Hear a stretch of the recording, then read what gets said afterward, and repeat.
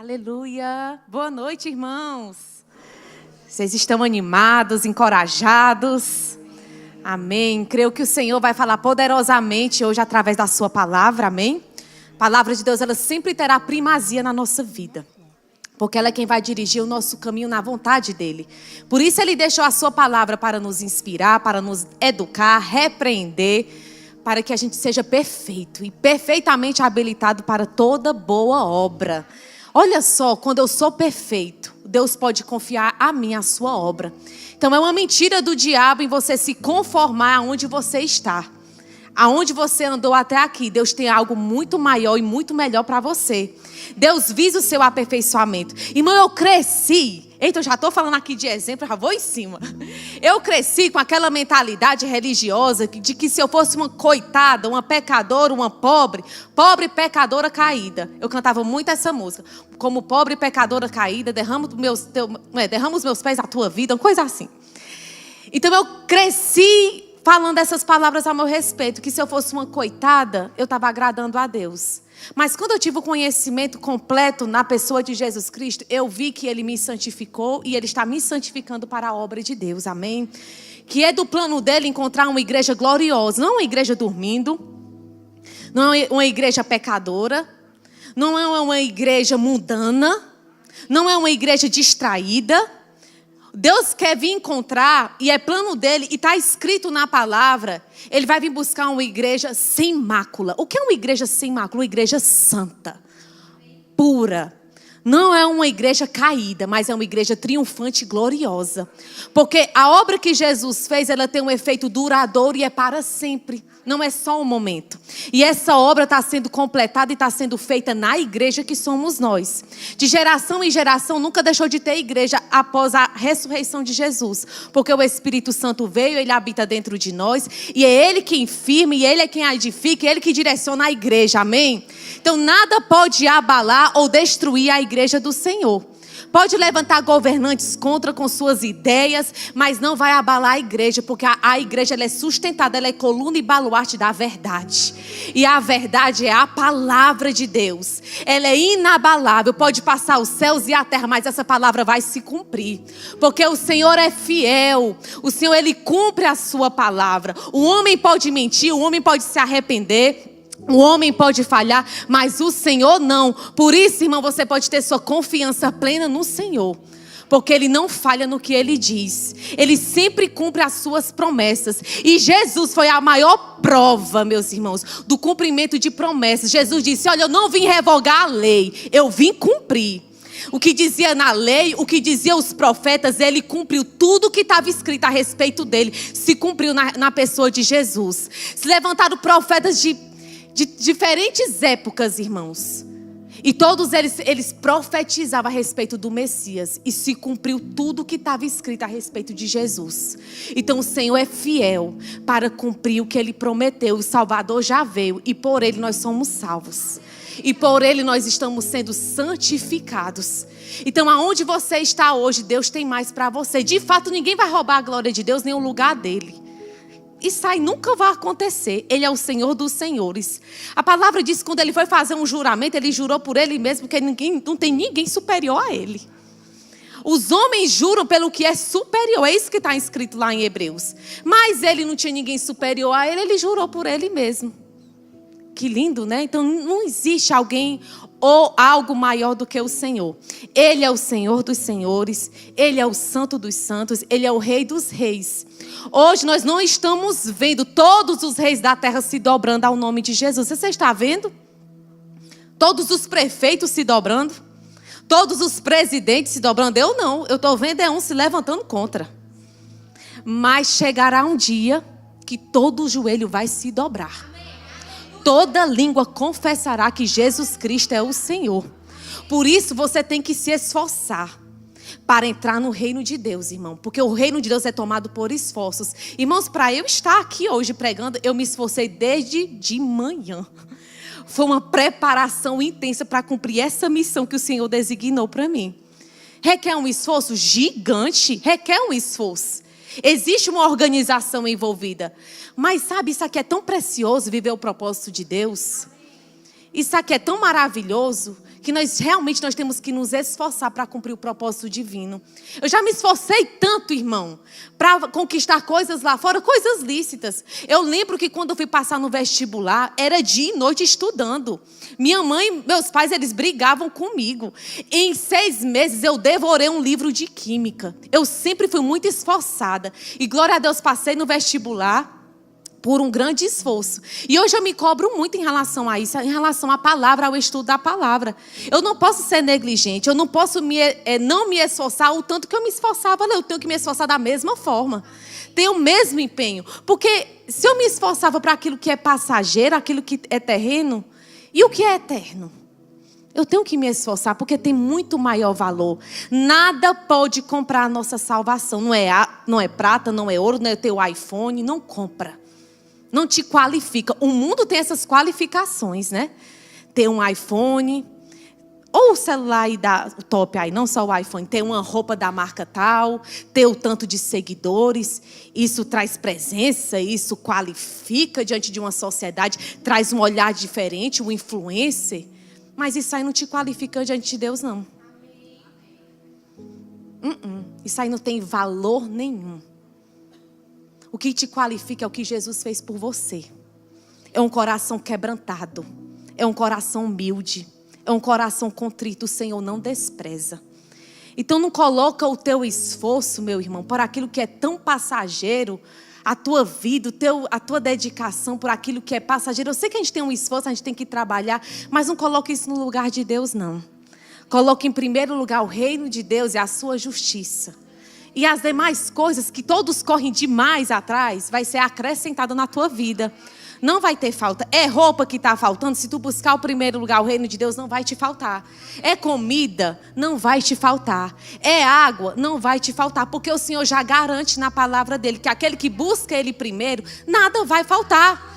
A palavra diz que é ele quem supra as nossas necessidades segundo as suas gloriosas riquezas. Então, segundo a riqueza do Senhor, Ele vai nos suprir, se você andar corretamente diante dEle. Não seja um crente, um cristão negligente com a obra que Deus já designou para você. Seja um operoso praticante da palavra. Acolhe bem a lei perfeita, a lei da liberdade. Nela persevera. Não seja um ouvinte negligente. Sentou e amanhã continua a sua vida como se não tivesse ouvindo essa palavra. Não tem uma aplicação prática das verdades ouvidas. Mas seja um operoso praticante. Aí você vai experimentar, quando você pratica, a boa, perfeita e agradável vontade de Deus. Há semanas atrás, antes de entrar dezembro, eu fui muito direcionada pelo Senhor a estudar mais sobre o Natal. Porque assim, irmãos, eu não quero passar durante esse período de dezembro como os demais, que ficam encantados por qualquer luz que vê. Não, eu quero passar esse mês de dezembro com uma revelação forte da palavra de Deus. Devemos celebrar o Natal? Sim, Jesus veio. Se foi no dia 25, dizem que não foi, mas de fato Ele veio. E nós temos que celebrar o nascimento do nosso Senhor, trazer à memória essas verdades, porque Ele veio, Ele nasceu, Ele ressuscitou, só que Ele não é um menino Jesus hoje não, viu? Ele é glorioso, Ele está no trono de glória. E essas verdades têm que estar fortes no teu coração. Eu vejo às vezes as pessoas preocupadas mais em montar sua árvore, preocupadas em montar seu enfeite, fazer sua confraternização, mas não cuida de ouvir das verdades ouvidas, da palavra. Não cuida de ler o que de fato aconteceu nesse dia. E o Senhor me direcionou, estude sobre o nascimento. Gente, eu vi que eu sabia pouco do nascimento de Jesus. Então eu comecei a ler essas verdades. Eu disse assim, Senhor, me perdoa, porque eu passei tanto tempo, muitas vezes dando atenção naquilo que é passageiro, um pisca-pisca, uma árvore. Eu passei muito tempo dando atenção a isso, mas eu não me atentei de fato o que está escrito na tua palavra. Lá em Lucas, eu quero que vocês abram comigo.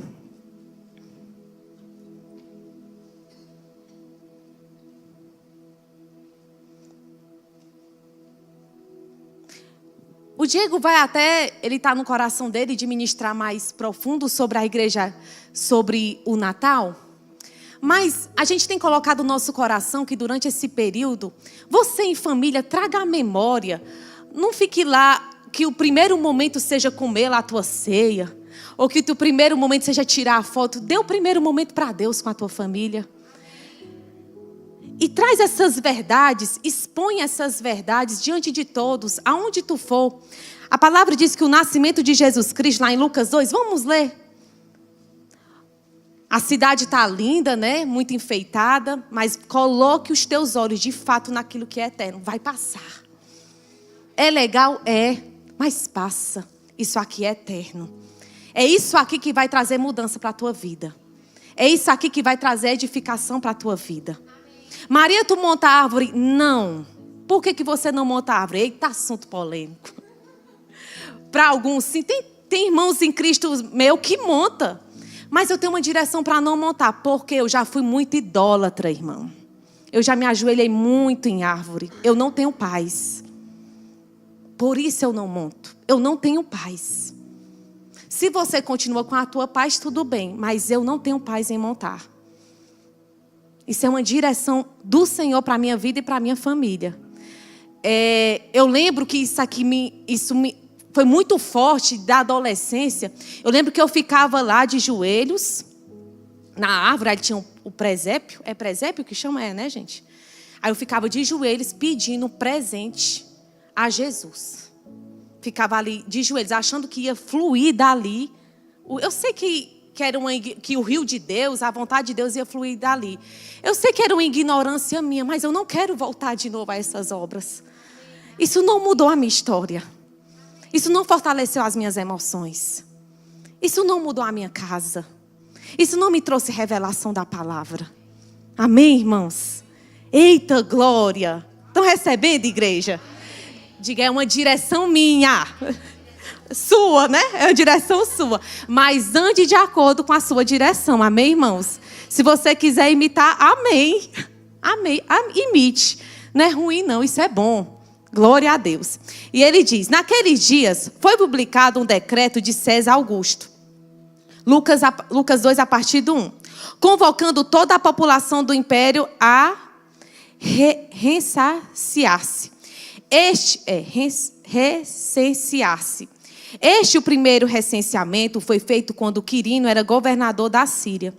Todos iam alistar-se, cada um à sua própria cidade. José também subiu da Galileia, da cidade de Nazaré, para a Judeia, a cidade de Davi, chamada Belém, por ser ele da casa da família de Davi, a fim de alistar-se com Maria, sua esposa, que estava grávida. Estando eles ali, aconteceu completarem-se os dias, e ela deu à luz ao seu filho primogênito. Enfaixou-o e o deitou numa manjedoura, porque não havia lugar para eles na hospedaria. Havia naquela mesma região pastores que viviam nos campos e guardavam seu rebanho durante as vigílias da noite.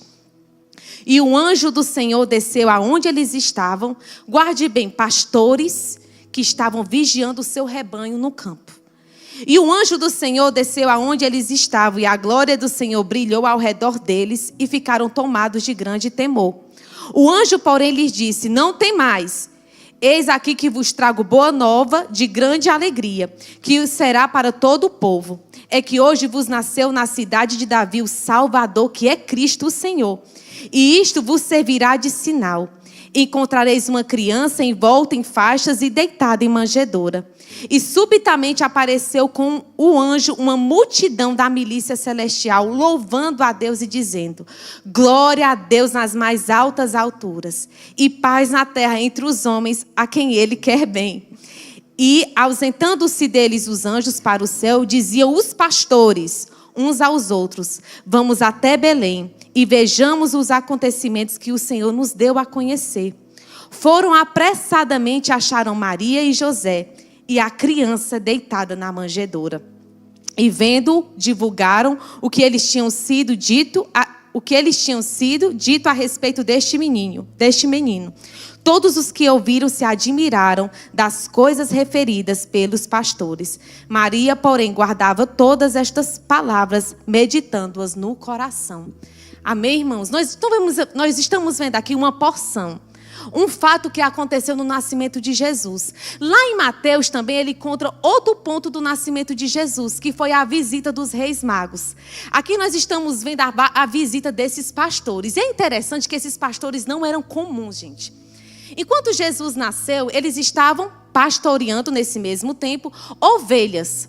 Pastor, pastoreia ovelhas, lógico, né? Então eles estavam lá cuidando dessas ovelhas. Só que esses pastores eram pastores levíticos. Eram pastores que serviam no templo. E olha que interessante. Quando eles chegaram para ver Jesus, a palavra diz que ele estava enrolado com uma faixa. No original bíblico, essa faixa era a mesma que enrolava cordeiros quando nasciam, porque ele foi enrolado porque nasceu nesse lugar onde não havia lugar na hospedaria. Eles nasceram em um lugar aonde ficavam as ovelhas. Quando esses pastores, que eram pastores levíticos, que sacrificavam as ovelhas para o sacrifício, a remissão dos pecados, quando eles chegaram lá e viram Jesus, eles viram o verdadeiro Cordeiro de Deus que tira o pecado do mundo. Olha que coisa linda, irmãos. Não é lindo demais? Então, quando eles viram lá Jesus, aquele bebê, Deus estava falando com aqueles pastores: ei, o verdadeiro Cordeiro de Deus, que vai tirar o pecado do mundo, está aqui. Não é aquelas ovelhas, mas é essa ovelha. Não é o verdadeiro, né? O único que pode tirar o pecado do mundo. Amém, irmãos? Olha que verdade poderosa que você pode transmitir a outros. E é interessante que lá em Mateus fala que ele foi visitado por reis magos. Entenda, igreja. Esses reis magos não eram mágicos, não. Eram príncipes da época. Eram homens que ocupavam posições na época. Então eram homens importantes. Inclusive Herodes, o rei daquela época, o governador Herodes, ouviu eles. Ele se atentou ao que esses magos estavam dizendo, que nasceu o Salvador. E olha como esses homens eram importantes. E sabe qual era a imagem que eu tinha? Era aqueles 3 magos. Para mim era mágico. Olha na minha cabeça. Eram mágicos que foram visitar Jesus. Aí eu tinha na minha mente que eram aqueles magos daquela barbazona grande que a gente vê em filme. Vocês já trouxeram essa imagem à memória? Gente, está errado. Isso é mentira. Se atente à verdade da palavra de Deus e estude sobre. Então esses príncipes, eles foram ver Jesus porque eles estavam sendo guiados por essa estrela. Quando eles chegaram lá e viram Jesus, eles entregaram a ele ouro, incenso e o que mais? Vocês sabem por que eles entregaram? Esses 3 presentes têm 3 significados. Ouro naquela época, irmãos, só se davam a reis. Incenso só se dava a sacerdotes. E mirra só se dava, era um componente usado para embalsamar corpos. O que ele estava dizendo? Eu estou dando presentes para um rei, para um sacerdote e para um que vai morrer pelos pecados do povo. Aleluia. Eu aconselho, irmãos, você estudar mais a fundo essas verdades do Natal. Tem uma pregação na internet, vai ser colocada no grupo, que é mais profundo sobre. Então, olha que verdade poderosa. E me diz uma coisa: isso traz paz ao seu coração quando está ouvindo? Traz alegria? Traz esclarecimento? É isso que você tem que colocar o seu esforço, irmão. Eu tenho certeza que uma revelação dessa, ela brilha muito mais no seu coração do que qualquer pisca-pisca que você vê na sua frente. Só a glória de Cristo pode iluminar o seu coração. Só a glória de Cristo, ela pode ofuscar qualquer luz que o mundo possa brilhar. Amém? E é isso que nós temos que nos expor, nos colocar com mais firmeza, nos esforçar mais para receber essas verdades, irmão. Às vezes eu vejo muitas pessoas se esforçando por aquilo que passa, sabe? É um esforço demais. Abre mão, mas não se esforça para estar aqui no culto. Mas não se esforça para estudar sobre isso. E naquela noite que você vai se reunir com a sua família, porque eu vou me reunir com a minha, já estamos aí se organizando. Vai ser um culto a Deus, vai ser uma noite gloriosa. Amém? Tenham o cuidado, irmão, para não ficar só no seu grupinho. Chame aquele que está desamparado para cear contigo. Você é crente, você faz parte da família de Deus. A família de Deus não é um grupinho, a família de Deus é a igreja. Eu sei que a gente se reúne muito ali em família, né? Mas lembre daquele que perdeu um ente querido esse ano. Esse tempo do Natal, essa data, esse mês de dezembro, as pessoas ficam espiritualmente muito sensíveis, não é verdade? Eu percebo as pessoas mais abertas em ouvir a palavra, ficam mais reflexivas. Então aproveite a oportunidade. Evangelize durante esse tempo, sabe? Não fique ali com seus olhos naquele grupo ali fechado, não. Chame outras pessoas para ceiar junto com você. E compartilhe essas verdades da palavra. Estude mais sobre, sabe? Impõe, eu quero ler a palavra. Está ali a bagunça, né? Bagunça que eu digo, a brincadeira. Mas se imponha, seja sal naquele momento, seja luz. Faça a diferença. Não seja só mais um ali no meio das conversas, não. Seja Cristo naquele meio, amém? Eu tenho certeza que o Senhor vai pegar junto contigo ao você ministrar essas verdades.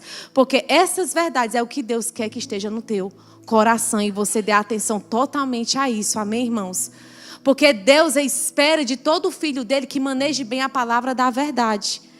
E às vezes a gente vai ouvir pessoas, a gente espera um crescimento espiritual pelo tempo decorrido de crente, mas não está tão amadurecido. Por quê? Porque acaba sufocando os cuidados dessa vida, as fascinações das riquezas, as preocupações.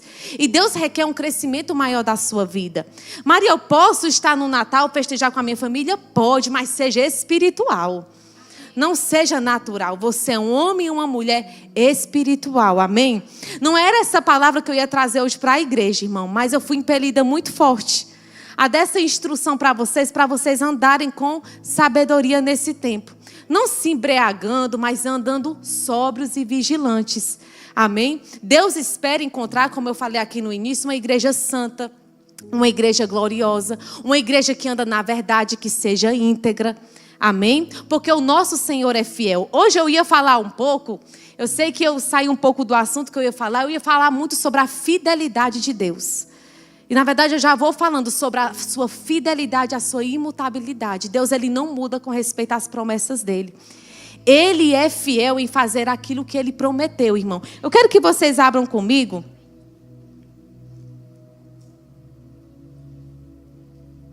Hebreus 6:17.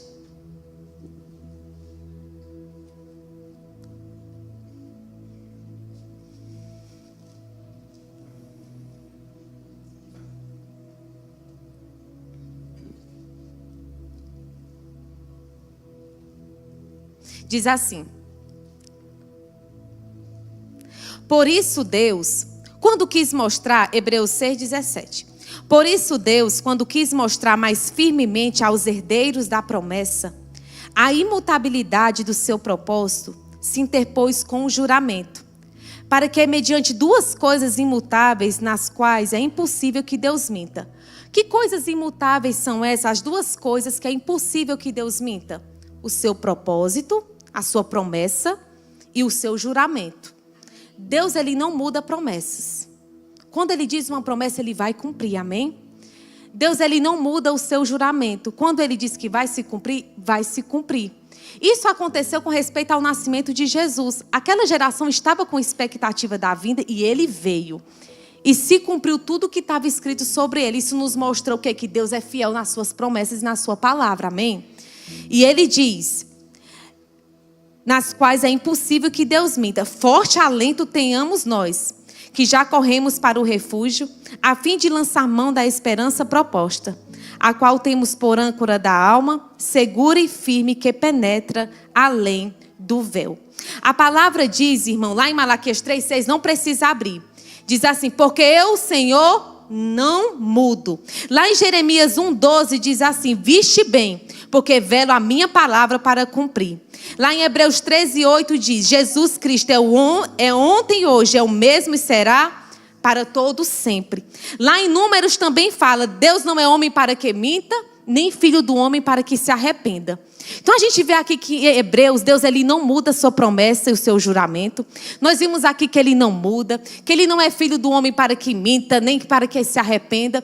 Isso traz o que? Confiança para o nosso coração de que Deus não muda as suas promessas. Agora eu pergunto, igreja, quantas promessas Deus tem na Bíblia? Alguém pode dizer aqui? Se eu dissesse que teria 100, seriam muitas? Você já está vivendo as 100 promessas? Se eu dissesse que teria 1000 promessas contidas na palavra de Deus, seriam muitas, igreja? Você está vivendo as 1000? E se eu disser para vocês que, segundo os estudiosos, tem 8000 promessas na palavra de Deus? Será que nós estamos vivendo a plenitude de todas essas promessas? Fora as de inferência que eles falam. Então tem mais de 8000. Então será que nós estamos nos agarrando com todas as promessas que Deus tem para nós? E outra, meus irmãos, até a gente partir tem promessa para viver. Porque 8000 promessas é muita coisa. Então nós podemos confiar no Deus que cumpre o que diz. Lá a palavra também diz também.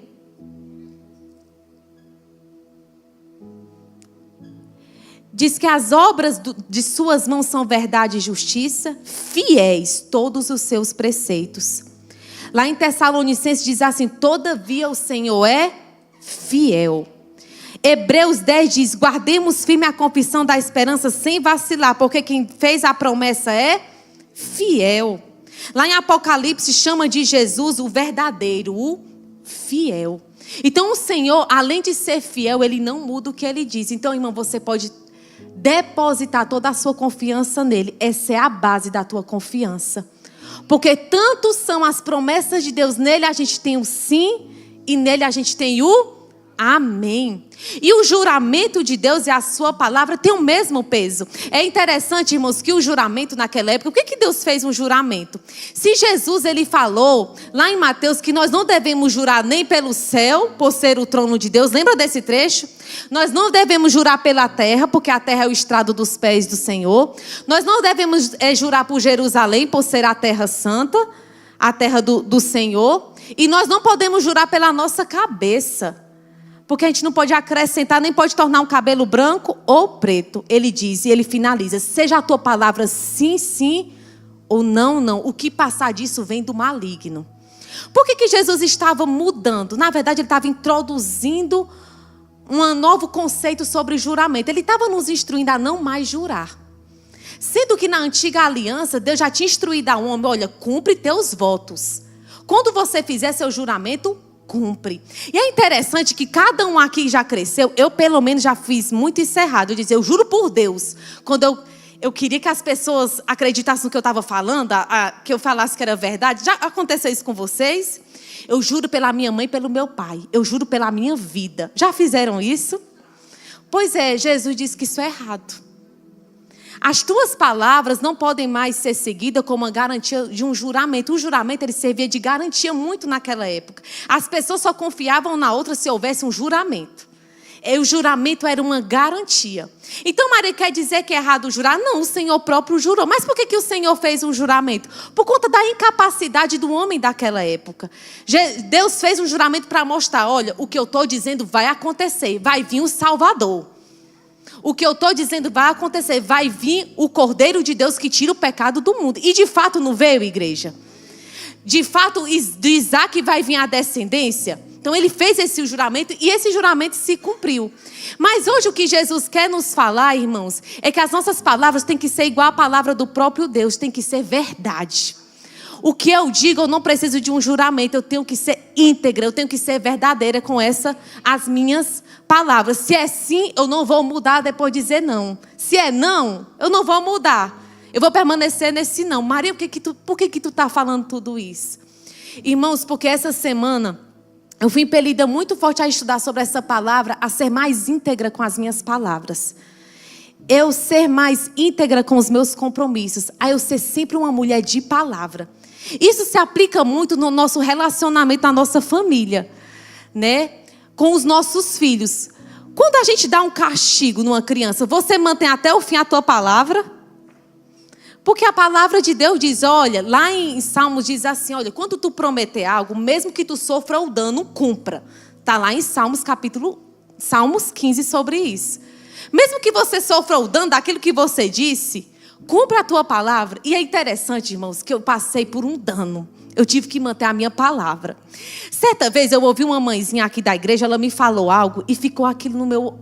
O Senhor disse assim, ó, Maria, escute o que ela tem para dizer, que isso é sábio. Ela disse assim para mim, Maria, quando meu filho chega para mim, me pedindo as coisas, Quando eu vejo ele fazendo algo errado, eu penso milhões de vezes em dar uma resposta para ele. Porque uma vez que eu disser algo, eu tenho que manter a minha palavra até o fim. E aquilo eu peguei para a minha vida. Então, quando eu vi esse ensinamento de Jesus, eu disse, meu Deus, Deus não se agrada de tolos. Deus não se agrada daquele que não cumpre o que diz. A palavra chama aquele que não cumpre o que diz de tolo. Então, eu não quero ser uma tola diante do Senhor. Ele tem que me encontrar íntegra e irrepreensível. E aí, o que aconteceu, irmãos? Um fato para mim que me marcou. O Heitor. Olha que interessante. O Heitor estava esquecendo demais os livros no colégio. Aí eu só vi a mensagem da diretora. Maria, o Heitor esqueceu o livro. Você pode vir deixar? Aí eu ia deixar o livro do Heitor. Só que aí, irmãos, foi por um tempo. Ele esquecia um livro, esquecia outro. Heitor, não esquece o teu livro, Heitor. Não esquece, não esquece. Ele, tá bom, não vou esquecer não, Meira. Aí pai esquecia. Aí lá vai eu. Quem dá mais os castigos é o Diego. As punições eu deixo para ele. Só que dessa vez foi comigo, irmão. E a gente dá, né, com o coração apertado. Eu, olha, Heitor, se tu esquecer, eu não vou mais deixar. Tá bom? Você não vai esquecer mais? Vou não. Então não vou mais deixar se você esquecer seu livro. Ele, tá bom. Aí, irmão, não demorou muito. Esqueceu. Eu disse, meu Deus, o que eu faço? Eu dei a palavra que eu não ia. E aí veio no meu coração, sustente, não vá. Eu disse, tá bom, não vou. Aí eu só disse, não posso ir. Aí pronto. Aí passou outro dia e esqueceu de novo. Aí o Heitor já sabia. Aí disse para a diretora, olha, a Mary não vem. Não adianta, ela não vai vir. Ele já sabia que eu não ia. Eu sustentando a palavra, mas sabe, irmão, aquela vontade de deixar o livro. Mas eu ali sustentei a palavra. Só meus irmãos que continuou esquecendo. Disse, ai, não vai parar por aí não. Eu disse, Heitor, estou agindo com muita misericórdia para com você, Heitor. Não está tendo punição. Porque, irmão, a vontade de todo pai, viu? Você que é filho. Não é te castigar, é que você obedece na primeira instrução, não é verdade? A vontade não é de castigar. Eu não tenho prazer em disciplinar. Dói muitas vezes, mas quando não obedece é o jeito para que haja mudança. Para cortar muitas vezes dói. E aí, irmão, eu disse, Heitor, ainda eu estou agindo com muita misericórdia, Heitor, não espera a punição. Aí ele esqueceu, só sei que eu disse, olha, Heitor, o dia que tu esquecer agora, tu vai passar uma tarde sem jogar.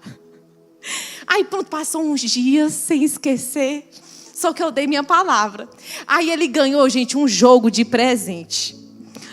E ele esqueceu justo no dia que ele ganhou esse jogo. Quando ele chegou em casa, Mary, eu ganhei o jogo. Ele já vai contando logo. Papai me deu o jogo.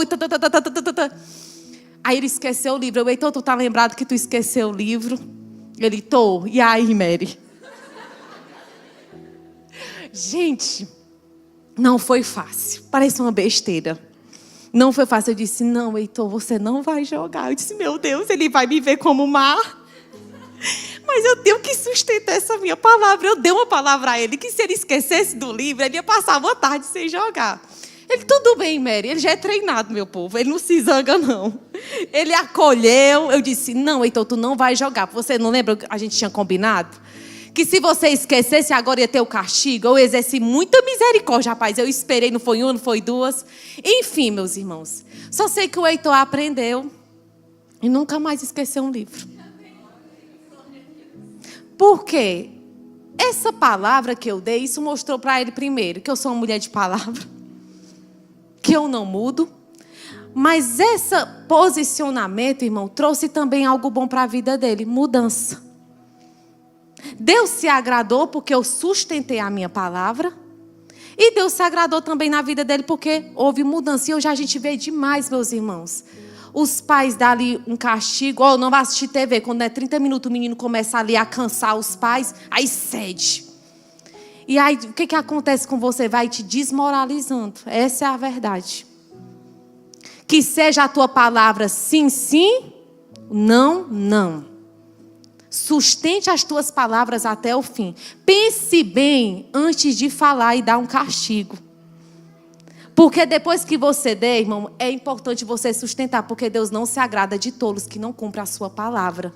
Seja o teu sim, sim e o teu não, não. Seja como o Senhor, que é fiel nas suas promessas. E isso eu digo, essa aplicação de todas as áreas da nossa vida, irmãos. Isso é no casamento. Muitos, né? O Diego estava celebrando um casamento essa semana. Na verdade, o Diego estava celebrando um casamento. E eu fiquei observando os votos. E aquele momento, como é importante. Lá é prometido ser fiel na alegria, na tristeza. Amar a Cristo como amou a igreja. E, de fato, você tem que declarar aqueles votos ali. Mas, irmãos, nós temos que ser fiel até o fim, cumprir aqueles votos. Não é no primeiro vento no casamento que você vai abrir mão. Não é um primeiro vento que vai vir contra os teus filhos que você vai amaldiçoar os teus filhos.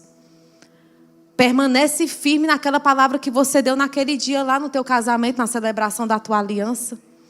Quando os filhos nascem, a gente já nasce orando. Meu filho é consagrado ao Senhor.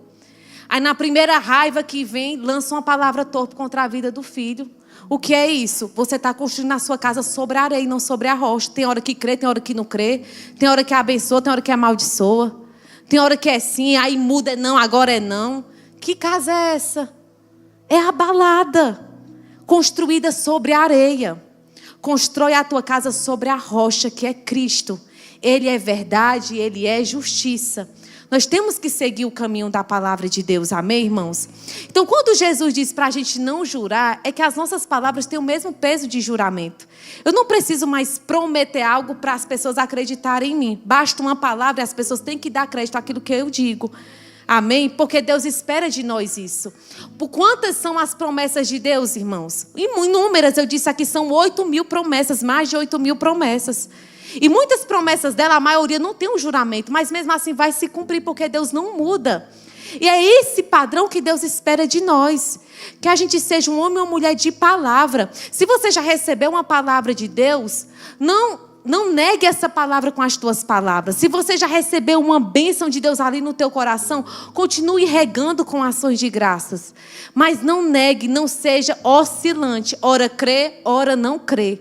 Amém? Porque nós vamos dar conta daquilo que nós dizemos. Jesus, ele disse assim, olha, pelas tuas palavras vocês serão justificados, mas também pelas tuas palavras você vai ser condenado. Então aquilo que eu falo tem um peso para Deus e vai ter um peso para a minha vida e eu vou colher lá no futuro. Amém, irmãos? Então não faça promessas vãs. Pense bem antes de fazer qualquer negociação. Será se realmente você vai cumprir? E isso, quando eu estava estudando sobre isso, de ser íntegra, de ser uma mulher de palavra, de cumprir aquilo que eu digo, ainda que eu sofra um dano por eu ter prometido isso, eu comecei a pensar, meu Deus, eu tenho que honrar mais os compromissos da minha vida. Se eu disse que eu vou chegar às 3 horas, é 3 horas, não é outro horário. Se eu marquei um discipulado, eu vou honrar e eu vou fazer esse discipulado, eu não vou deixar meu discipulador esperando. Ou se eu me comprometi em discipular, eu vou discipular até o fim. Quantas pessoas começam um discipulado e não terminam? Tem um monte, gente. Começa ali empolgados, mas não vai até o fim. O que importa é o fim das coisas, não é o começo, não. Muitos começam. Mas eu vejo que não permanece firme na palavra que tem ouvido. Não permanece firme nas suas palavras. Por quê? Porque tem construído a sua vida sobre areia, sobre circunstâncias. Por isso, irmãos, que nós temos que a fé, a palavra diz lá em Hebreus capítulo 11, é um firme fundamento das coisas que se esperam. É uma convicção de um fato que eu não vejo. A fé, ela não muda, ela não sofre variação, ela é um firme fundamento. E é essa fé, a fé do tipo de Deus que Ele quer guiar a tua vida. Que Ele quer que você tome posse das coisas, que Ele quer que você mova as montanhas. Não tome uma decisão antes de consultar o Senhor. Ande nessa verdade. É interessante, irmãos, que no início dessa obra, por muitas vezes eu deixei de crer. Esse galardão maior é do Diego. Porque eu ficava olhando a quantidade de pessoas. Quando ele dizia, eu vou construir, vai ser assim, vai ter ar-condicionado, vai ter o som tal. E por muitas vezes, por eu ser nova convertida, né, tem esse perdão aí do Senhor, essa misericórdia. Eu era uma nova convertida. E eu disse, esse homem está vendo coisa demais. Esse homem está muito assim, está pensando além da capacidade dele. Quando tiver várias igrejas, Maria, uma aqui, outra lá, vai ter na Serra da Ibiapaba toda, eu olhando assim para ele. Eu disse, amém, Diego, amém. Mas sabe por que nós herdamos tudo isso da parte de Deus? Porque um decidiu crer. E permaneceu firme nessa palavra. Foi fiel essa palavra. Até hoje nós estamos sendo fiéis a essa palavra. Agora, irmão, se a gente o negar, ele permanece o mesmo. Ele não vai se negar porque o Senhor, ele é sempre fiel, amém? Mas o meu comportamento pode afetar, sim, as bênçãos de Deus para a minha vida. Mas se você permanecer fiel até o fim, você vai alcançar as promessas de Deus. Então, por muitas vezes, veio circunstância em dizer, não vai dar certo essa obra. Veio. Mas graças a Deus, porque o Diego creu. E continua crendo e está crendo. Ele sempre fala para mim, Maria, é só o começo. É só o começo. Eu, amém. Quando eu estou vendo um negócio assim funcionando, né, meu povo? Mas, enfim, eu creio que coisas maiores o Senhor vai fazer. Creio, irmãos. O Senhor fundamentou a minha fé, a palavra. Hoje eu tenho fé que aqui é só o começo, de fato. Eu olho para essa obra, irmãos, eu não sei porquê, eu tenho algo no meu coração. Parece que é só o começo. Eu não estou no fim ainda dessa obra. Não é só isso aqui, não. Ainda tem mais. Ainda tem mais vidas para alcançar. O meu casamento tem um grande propósito, irmão. O meu casamento com o Diego foi tão de Deus, assim, que essa semana Deus abriu uma porta tão maravilhosa para a gente pregar para pessoas que a gente tem orado há um tempo. E eu vi essas pessoas diante da gente e o Diego pregando a palavra. Eu disse, meu Deus, obrigada. Vale a pena ser fiel à palavra. Vale a pena em dizer não, jamais à circunstância. Dizer não à circunstância e permanecer na tua palavra. Porque muitas vezes, qualquer circunstância que vem no casamento, o que é que o diabo vem dizer na mente? Separa, não dá certo, é o pior, a grama do vizinho é a melhor. Vida dos outros é que é a melhor. Mas a verdade é que todos nós vamos passar por circunstâncias difíceis. Mas nós temos a palavra de Deus e nós temos que ser fiel. E é essa palavra que eu quero deixar para vocês. Assim como Jesus foi fiel em toda a casa de Deus. Como Moisés foi fiel em toda a casa de Deus. Nós temos que ser fiel também na casa de Deus. Nós temos que ser fiéis, meus irmãos, no propósito. Ser homens e mulheres que se agarram na palavra de Deus e fica ali agarrado até essa palavra se cumprir. E aí eu olhei para o meu casamento e disse, meu Deus, meu casamento tem um propósito glorioso. Porque há um tempo a gente vem orando para que vidas sejam alcançadas e o Senhor simplesmente abriu a porta e essas vidas tiveram a oportunidade de ouvir uma palavra que sai desse lugar. E eu me alegrei, e eu orei, e eu vibrei com a Dona Socorro. E o Senhor disse, vale a pena viver o propósito divino. Vale a pena permanecer firme e ser um homem e uma mulher de palavra que não abre mão das promessas, não abre mão da direção de Deus. Então, assim como o Senhor é fiel, seja fiel. Assim como o Senhor não muda quando diz, também não mude quando você fala algo. Quando você decreta algo da palavra de Deus na tua vida, não mude as suas palavras. Como a Vera falou em uma pregação, eu estava com a Sara, eu estava no meu resguardo, no momento, meu povo, que as minhas emoções estavam assim. O diabo me cutucava, aquele dardo inflamado maligno para me falar incredulidade, para me murmurar, para me falar besteira. Mas aí eu ouvi uma palavra da Vera aqui, ela disse, não mude o seu discurso. Ainda que a pressão esteja grande, assim, Deus, eu não vou mudar meu discurso. Eu não vou falar incredulidade. Eu não vou falar contra a minha vida. Eu não vou falar contra o meu propósito. Eu vou continuar sendo fiel à tua palavra. Ainda que eu não sinta, eu vou ser fiel como o teu filho foi. Fiel até o fim. E aí depois passou por uma morte de cruz. Foi uma grande vergonha. Mas Deus o exaltou sobremaneira e lhe deu um nome que está acima de todo nome. Sabe, é na tua humilhação, irmãos, Deus vai te exaltar.